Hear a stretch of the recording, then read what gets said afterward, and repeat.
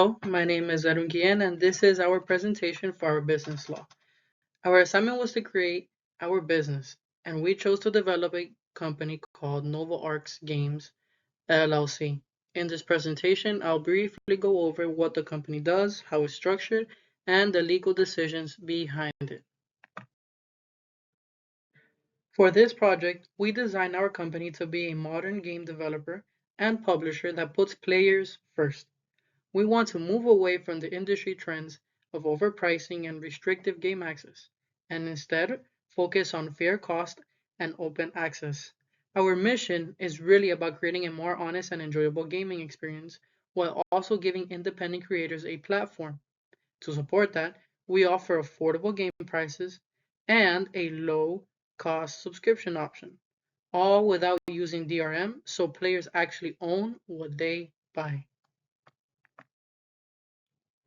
For our funding, we chose to start with a SBA 7(a) loan because it lets us cover all major startup costs under one plan while keeping repayment flexible. We also structured our company with 7 equal members to keep decision-making balanced and transparent. This setup shows that we're planning ahead and organizing our business in a sustainable way. It also gives us room to grow later, since we can convert to a C corporation if we ever need to bring in larger investors. Our leadership team is built so every major part of the company has someone responsible. Maritire leads our overall vision as CEO. Brooke manages finances, and Alexander directs our game development. Thomas handles all legal and compliance work, and I manage day-to-day operations. Jessica leads marketing, and Wilkin oversees our technology.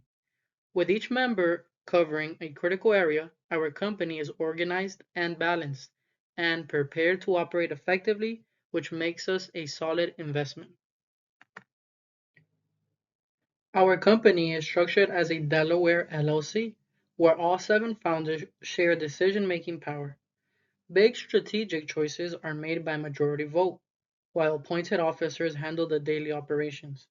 We keep everything coordinated through regular meetings, and each department runs independently but stays aligned with our goals. As we grow, we plan to transition into a C Corp, which will allow us to bring in investors, form a board of directors, and scale the company responsibly.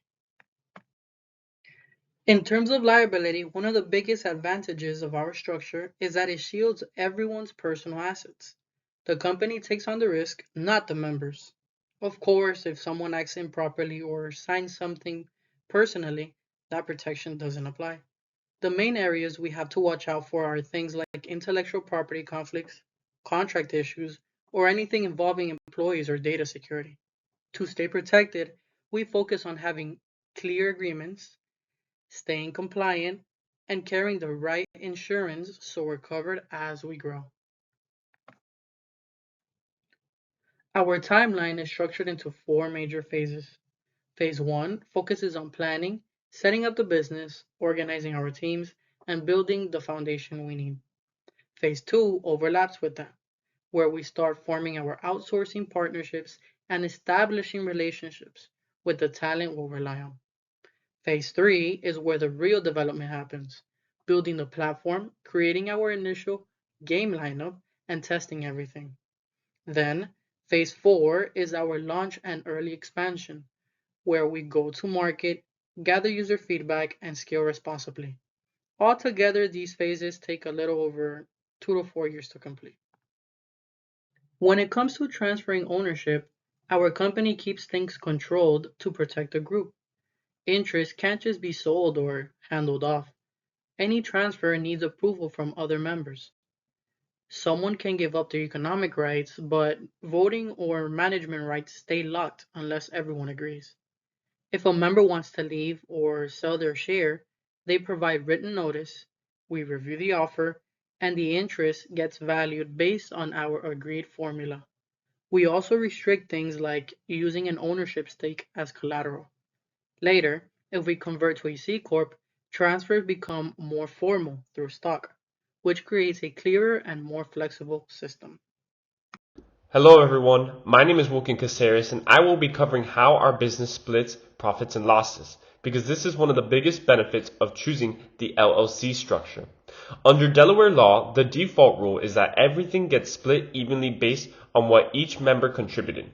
Since we all put in the same amount, that would normally mean 14.29% each. But we didn't stop there. Our operating agreement lets us make what are called special allocations under Section 704B of the IRC. What that means in simple terms is we're allowed to allocate losses in the way that makes the most sense for us as a group. So for example, if one member has a higher outside income and can actually use more of the losses on their personal return, we can allocate more to them. And if another member can benefit from additional losses, they take a smaller share. It keeps everything efficient and compliant, and it helps all of us lower our taxes during the early years when we expect more losses. We also track everything through individual capital accounts, and distributions usually happen once a year after expenses, unless members decide to do one earlier. Now we are going to go into the taxation portion of this business. So before choosing our structure, we compared the tax impact of a C Corp, an S Corp, and an LLC. And we ruled out the C corporation pretty quickly because of double taxation, meaning you pay tax at the corporate level and then again when profits are distributed. And for a startup expecting losses early in the life of the business, that is not a good idea. We also didn't go with an S corporation because it's really restrictive.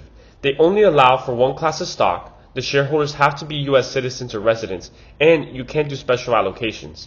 Everything has to follow ownership percentages exactly, and that doesn't exactly line up with how we want to operate.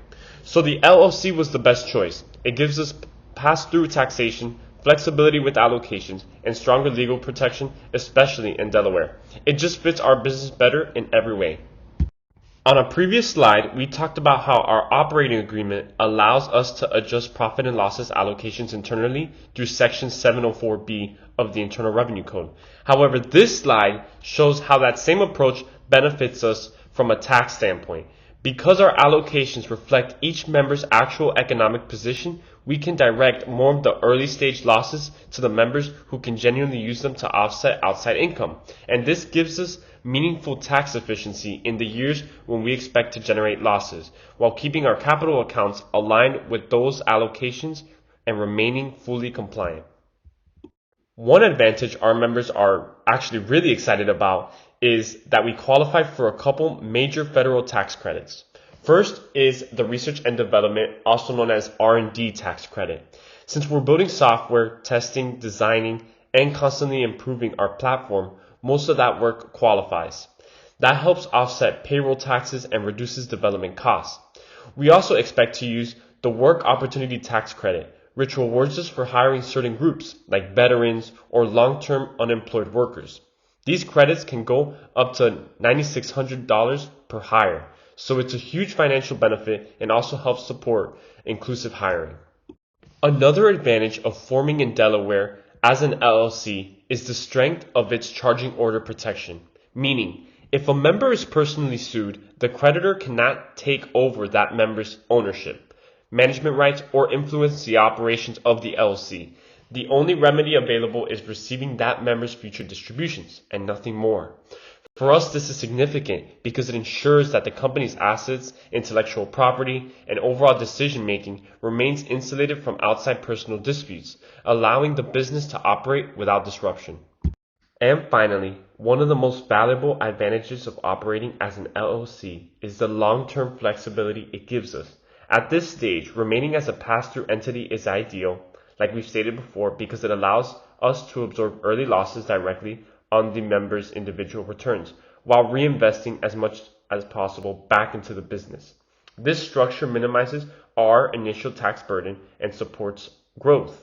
However, as the company matures and we begin pursuing outside investment, we have the ability to elect to be taxed as a C corporation. A corporate structure can become more efficient once profits are stabilized, and it is generally more attractive to institutional investors because it allows for the issuance of stock and a more traditional equity framework. In that sense, the LLC provides us with both immediate tax advantages and the option to transition into a more investor-oriented structure when the time is right, without having to fundamentally rebuild the entity. Hi, my name is Maritera. I'm going to be presenting the next slide, so from 15 onward. NovaArc is definitely entering a space with already existing strong players, but we have a gap that we're intentionally filling with our product. Our closest direct competitor is GOG. It is known for being a DRM-free platform, similarly to what we're developing, but there are also a couple of major storefronts that we are competing with, such as Steam and Epic Games, but they don't combine the specific characteristics that we are. And on top of that, they don't really encourage small indie creators from keeping their operations running and offering affordable pricing on their product. We're looking to make a scalable subscription model and support that developer first revenue, which is differentiating from everything else on the market right now. Profit opportunities and revenue modeling. With NovaArc for primary revenue, we're looking to offer games between $35 and $55, which is a bracket that consumers are generally already pretty comfortable with paying. They're similar price models to GOG and Steam, except for the fact that we hope to have better developer revenue splits and fewer platform fees to keep both vendors and clients coming back and buying our games. Our subscription service is going to be between $10 and $15 a month, which aligns with what's already present in the market with bigger publishing houses like Xbox Games Pass and PlayStation Plus. But our DRM-free model is going to add a longer-term value. So our clients' games within the subscription don't just fall off the face of the earth when the subscription is over. They actually keep the games that they download. As far as secondary revenue channels, we're going to mirror already or some of the stuff that's already present within the industry. We're going to be collecting through publishing fees, commissions, and distribution revenues, but we're looking at more favorable split structures for developers to keep them producing games and keep them coming to our platform and publishing for our clients. We're looking to have an emphasis on fair treatment, transparent contracts, and proper compensation that aligns with our brand values. So we want to keep a hybrid model that allows us to maintain stability and internal controls. We're going to have a core team of employees and as well as like supportive independent contractors. And our independent contractors are going to specialize in development tasks and scaling production during high demand periods. But our core team is going to focus on platform operations and customer support. But to keep everything consistent and compliant, we're going to have different employee manuals covering expectations, workplace standards, communication conduct, and documentation procedures for both core employees and our independent contractors. We're going to have to start with legally establishing NovaArc, and for that we need a couple of key registrations. We're going to obtain our EIN, which is our federal tax ID, and that's required for payroll, banking, tax filings. But we're also going to secure a Delaware business license. Since we're forming as a Delaware LLC, we need to maintain a registered agent within Delaware to receive notices and legal correspondence in case anything goes awry. As far as filing for our LLC certificate of formation, we understand that it's optional, but we think it'll protect our branding during preparation. And we're going to have to pay our $300 annual LLC tax. As far as intellectual property, we're going to secure a couple trademarks for our name, logo, possibly our subscription service branding, as well as other branding we might do within NovaArc. But we also understand that we must use copyright protections for our software, platform assets, and proprietary development we might publish. We'd like to ensure that NovaArc is properly structured and legally compliant and prepared to protect our branding and creative output. As far as dispute resolution, here we're outlining a three-step framework that is going to also be included in our contractual terms to manage user and vendor conflicts efficiently. We're going to rely mostly on direct communication and hope that most issues die there, but as far as refund disputes, access problems, minor errors such as those, we feel that these can be resolved informally, and it can save us a lot of time and money to do so. If that fails, we escalate to arbitration, and litigation is going to be our last resort because it's extremely costly, time consuming, and we don't want to risk damaging our brand reputation because of one of these disputes. Our disclaimers and waivers are going to outline our limits on liability to protect ourselves and our clients and vendors and their rights. Just to elaborate on some of our disclaimers and waivers, we're going to include users accept inherent risk in using digital services. Independent developers are responsible for bugs or issues in their games. These terms are going to prevent unnecessary lawsuits and promote transparency between all the parties involved. And we're also going to include disclosures regarding game ratings, content warnings, in-app purchases, third-party services, copyright and licensing compliance as well. All the user agreements are going to be governed by Delaware and federal law, and it's going to be aligning with our incorporation. We also have a release of liability clause where a user is going to assume normal usage risk, but NovaArc remains responsible if the issue originates from our systems or our negligence in any way, shape, or form. This balanced approach is going to help that the company, while keeping our policies, that our company keeps our policies fair and consumer friendly as well.